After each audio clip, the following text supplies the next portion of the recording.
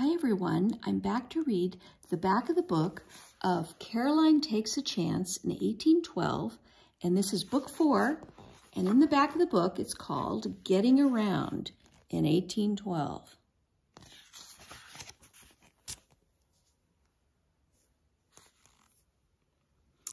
For people like Caroline's family, traveling even short distances was difficult and often dangerous. Cities and towns had grown up along the Atlantic coast and major eastern lakes and rivers, but only a little farther inland, farms and settlements were just being carved out of the forests. In 1812, Caroline's tiny village of Sackett's Harbor, New York, lay on America's northern frontier. West of the Great Lakes was rugged territory that stretched from Lake Superior all the way to the Pacific Ocean. Native Americans called this land home for thousands of years, but few non-Indian people had ventured there. In fact, the famous Lewis and Clark expedition, the first United States expedition to reach the Pacific Ocean, was completed only 6 years before Caroline's story. Even for people who lived in large cities, getting around was not easy. People who wanted to travel between cities such as Boston, New York, and Philadelphia had only a few choices. They could ride a horse, wagon, or stagecoach along rugged dirt roads, or they could go by boat. For the Abbotts who lived far from any city, travel would have been even more difficult. The biggest nearby town, Kingston, was in Upper Canada, a day's sail across Lake Ontario. Before the war broke out in 1812, people on the American side of the lake often traveled there, but large waves and high winds could push a ship off course.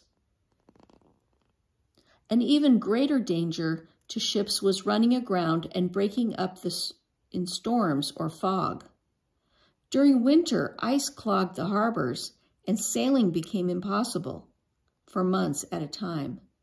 When the ice finally broke up in spring, people eagerly awaited the first boats of the year, just as Caroline and Mama looked for Irish Jack's arrival in the story.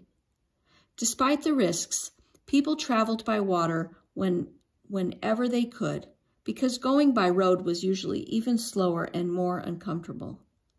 On the frontier, there was rarely any place to buy a hot meal or spend the night except in rough, dirty taverns. If a wagon wheel broke or a horse went lame, there might be no one to help.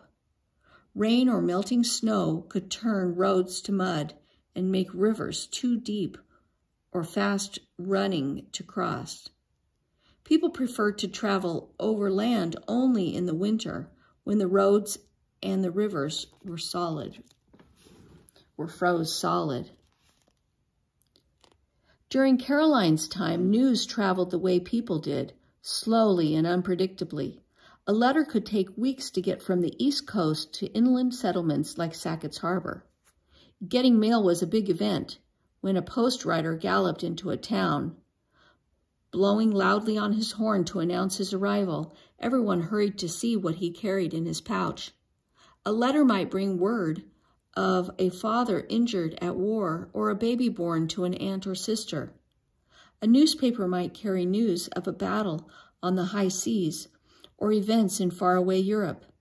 In some places, post walkers, even boys like Caroline's friend Seth, were stationed in small towns to carry newspapers and mail even farther, delivering it by hand to outlying farms and villages.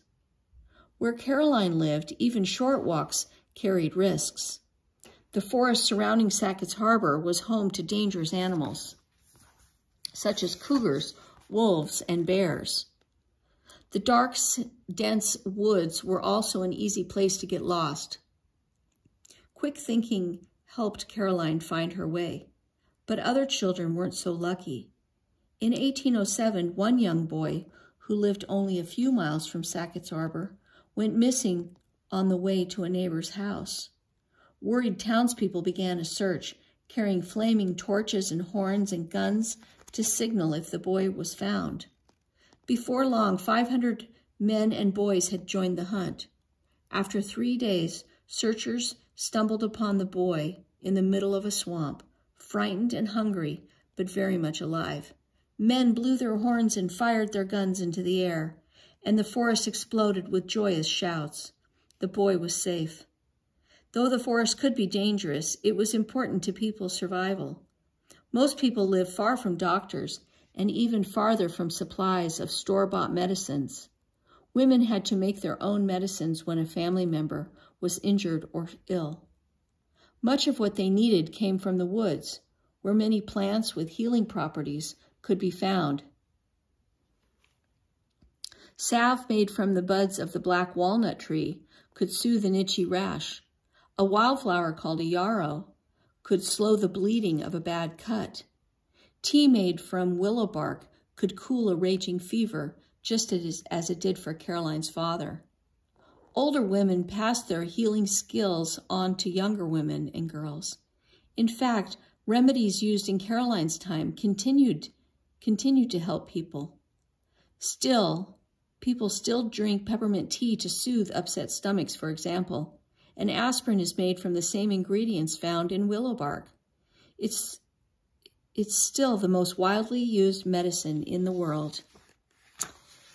And there are some pictures.